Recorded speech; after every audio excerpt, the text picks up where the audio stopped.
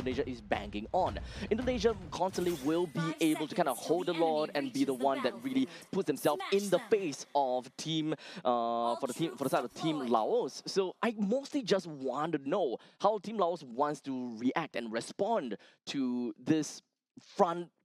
Well, the fact that they don't have a very strong frontliner. And here we go into game 2 of Team Laos versus Team Indonesia. Currently, Team Indonesia ahead 1-0. I feel that Team Laos, they want to play that heavy mobility playstyle. They want to emulate what Team Indonesia brought in game 1. But can they tie things up here? This is yet another game where the balance kind of feels a little bit off. This time, too much damage. Not a lot of sustain. While game number 1 is too much sustain, not enough damage. Yeah, so completely going the other way here. Instead of flickering out, he is going to go down here, and Simbadip going down early, so early into the game. This is not Team Laos' game plan at all. That lethal was too greedy coming out from inside Team Laos. He thought that he will be able to. And unfortunately, as a Nolan, you want to be fast-paced in your rotation. But hold on a second, Afan is just walking away from this team fight. It would have been great. Simbadip is able to get that kill, but he wasn't able to. Yeah, not level 4 as of yet. And Shauki, aka Nino, he's going to have a great time, especially once he hit that level 4. But the Paquito will have that advantage for now. And really, just Dalvin doing just a good job of getting that mid lane prio as well. But this Paquito has been a huge issue. Now coming in is the Atlas though. Is it really going to be an issue? We'll see about that, because all 2 other members from the roving spot jumps right in onto Paquito, where he's got no answers at all. Unfortunately, he didn't even have the opportunity to flicker out of the way. Yeah, every single one of them can initiate. That's the crazy part for the side of Team Indonesia, right? Even the Obsidia, right? You can lock someone up effectively for that 3 seconds. Now you gotta worry about this man coming in right here. Literally just gonna be jumping themselves right onto the members of Team Laos and invading over to the jungle. Dalvin picks up a kill, and moving on forward, he's just gonna be sticking himself down on the Putsabat, bringing him down pretty effectively as well. Simbadip, he can't go down right here. If he go down, that is gonna be really painful. A masterclass in resource denial coming out from South Team Indonesia as they continue to go on a tear through towards enemy backlines here. And Dalvin Sander, well, oh well, you're taking too much. Yeah, let's not talk about that. Okay. Let's talk about what they did well, all right? They were able to take away the purple buff from the side of Nolan at 2 minutes into the game. And that's completely what they came for. And that's a complete W in Team Indonesia's books right there. Because how do you beat someone who's trying to farm his own jungle then faster than you? You take away his jungle. You take away his jungle as much as possible, man. And the main idea about picking a Nolan here is so that he will be able to match the pace of Afan. But right now, there is no pace for Team Laos. Taken down twice for an early game assassin is not great at all. And unfortunately, the trend is just gonna go completely bearish from here. Yeah, Nolan is all about mobility and damage, and you need to be ahead to get that mobility. You need to be ahead to get the damage. Because if you can't kill your opponents fast enough, you're just going to perish in these team fights. Now, looking at Team Indonesia, they want to go for something. Will they be able to lock down a Punsabat? No, it's not going to. However, this is where Team Indonesia manages to take a really good spot where they are just pushing the rest of Team Laos away, forcing them in a very uncomfortable spot where they will have a chance to take down the turtle. But unfortunately, Putsabat, he was a little bit too bold, trying to go a little bit of a Jeet Kune Do, but it's in the end Jeet Kune Don't. Yeah, I mean, Mystic Gush onto almost every single member of Team Indonesia, and it did nothing. It tickled them. It was a water gun coming out from the side of Team Laos, and Team Indonesia are just showing the advantage that they have, right? Consistently just invading the jungle, making sure that this is how you control Nolan, right? We thought that Nolan is going to be good. I didn't really like the idea of Nolan. I really would have preferred them having a Guinevere, having some semblance of control. At least they could have initiated. Now, a Nolan with no farm. What are you going to do for the side of Team Laos? Because you went lethal ignition, you expected to have the damage by now. Yeah, but unfortunately you don't. So right now, Team Indonesia, they will take whatever that Team Laos is gonna give over to them. Their creep, their wave, their turret, they will eventually take everything that Team Laos holds on dear. And it's currently 5 minutes into the game. Team Indonesia, they can just kind of get together and be a menace. Oh my god, Team Indonesia is reading Team Laos movements as like a book. Xiaoqi right here, he can just go in with the shifting skies if he wishes to do so. And you don't want to fight this cloud form Sora. I mean, he might be flickering away, but it might be a bait. Xiaoqi taking a little bit too much damage, and of course that flicker did not go too well either. But it's not that big of a deal, because in the end, they still managed to fight back. Xiaoqi with a total of 3 kills to his name.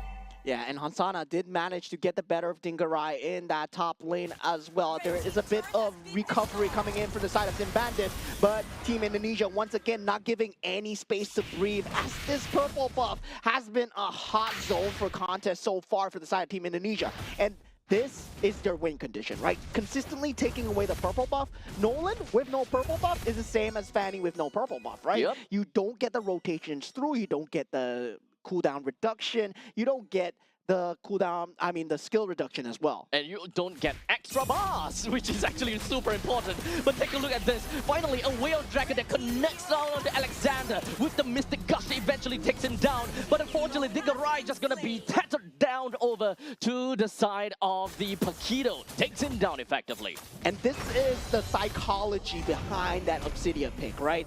Usually Obsidia, we don't like it that much because you have to farm up the bone shards, but this is them saying, if you are going to initiate, we are going to keep you locked in, because every single one of us has a method to lock you down. Lantern Lift, Shifting Skies, we have the Boxer Stun, and once again, Xiaoqi, he's just going ham on the Sora at the moment, and they have no response. Yep, that's the kind of power that you get as long as you're kind of in the storm form, right? Literally so much damage. But speaking of damage, down in the middle lane, that is what they want to do right now. And the two-man Fatal Links connect down, and this is nowhere for any of these two members to stay alive in. Yeah, that was the pile driver that could not be answered for from the side of Team Laos, as Team Indonesia right now, they have every single method. Everybody's dangerous, right? Yeah. Even Dingarai, he's 5-1-1 at this point. He's joining the team fights even, and this is a different look on Obsidia. Yeah, Team Bandit don't even have any place to farm. The lane is not for him. The jungle is not for him. There's nowhere that he can go, unfortunately. Yeah, currently, of course, for those of you that don't know, Team Indonesia are sitting in the top right now. And now with that... It doesn't seem like he's able to do anything with the Mystic Gush. He's right in the middle of that fight. I believe Mr. Gush right now does not deal damage to the side of Team Indonesia at all. At this point... A little bit. It's enough to bring one person down. Dingarai, maybe the only one. It managed to bring down Alexander once. So I hope that they will be able to do a little bit more from this point on.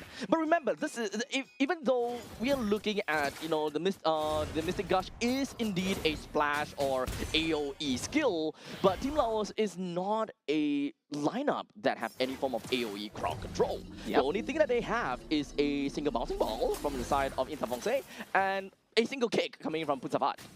Yeah, that's what they're hoping for, right? Wave the Dragon, Mystic Gush, find that pick off, get that map control going, but the map control has been consistently denied for the side of Team Indonesia so far. And now with the next objective being spawning up on the map, 6,000 gold advantage, 10 seconds in towards that next Lord, and double flicker still available. So Fatal Links, something to watch out for. Pressures onto Punzavat, but he will be able to Jikundo himself right out of there. The Lord is just going to be spawned down in the bottom lane, and Xiaoqi hoping that he will be able to also just kind of zone the rest of the members away. 1v1 between Hansana as well as Dingarai, but unfortunately a quick little proxy coming in from Delvin.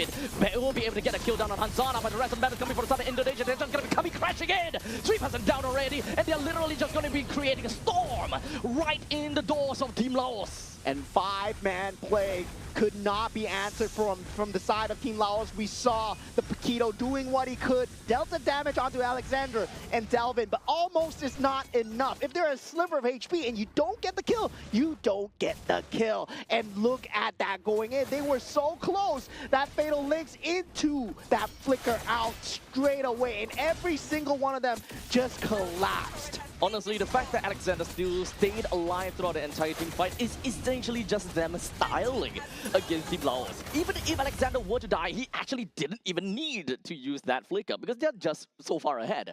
8.9, in fact 9,000 goal lead as of now.